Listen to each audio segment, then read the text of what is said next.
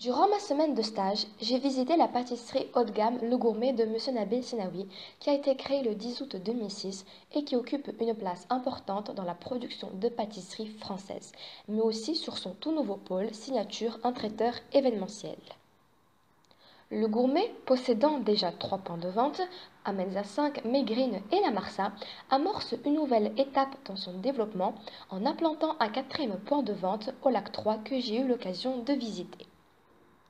Après la pâtisserie, Le Gourmet crée le 2 novembre 2017 un pôle traiteur événementiel nommé Signature, qui est également situé au lac 3 et qui est en phase de pénétration du marché, mais qui occupe une place de traiteur haut de gamme grâce à son nouveau chef Luc Pasquier venu de France. Mais Le Gourmet n'en reste pas là et ouvrira en octobre 2018 un troisième pôle, celui d'écoles spécialisées dans la formation de pâtisserie. Lac 3, zone administrative du CRAM, sur une superficie de 1200 m², et d'en moyenne sans employés. C'est ici que siège l'entreprise STER, qui signifie Société tunisienne d'exploitation et de restauration, plus connue sous le nom de Gourmet, ayant pour statut juridique SARL.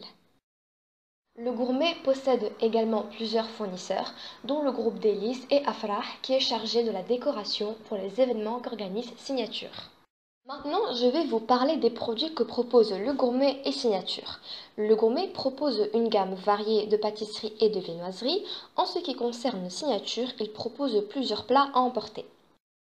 Mais comme toutes les entreprises, Le Gourmet subit de la concurrence de la part de gourmandise et Signature de la part d'émotion. Et à présent, l'interview avec Madame Taktak, chargée de qualité et communication. Quel est l'intitulé exact de votre métier ainsi que son rôle dans la structure?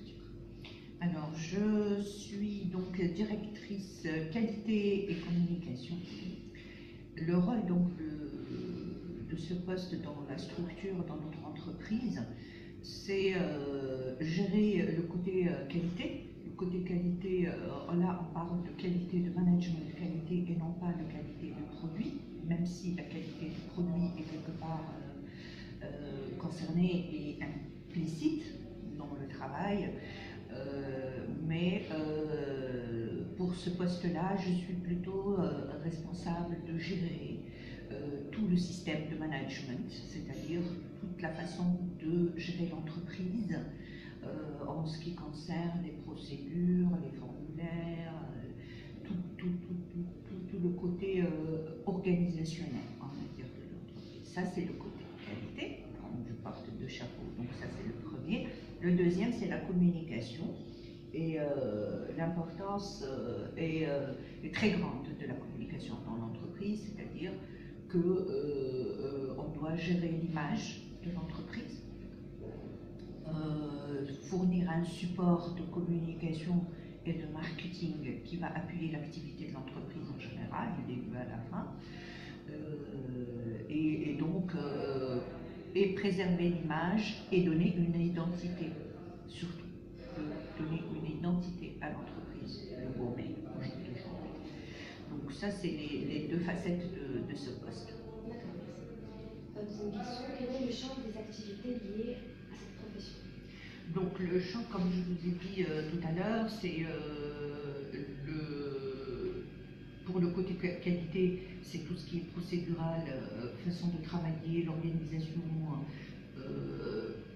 toutes les procédures qu'on applique au quotidien dans le travail, c'est à travers ce poste-là qu'on les gère, on actualise, on met à jour, on crée des procédures là où il faut qu'elles soient créées, on modifie certaines procédures quand ce n'est plus adapté, et on adapte bien sûr toute l'organisation du travail par rapport au fonctionnement réel, on va dire, au terrain de l'activité de pâtisserie.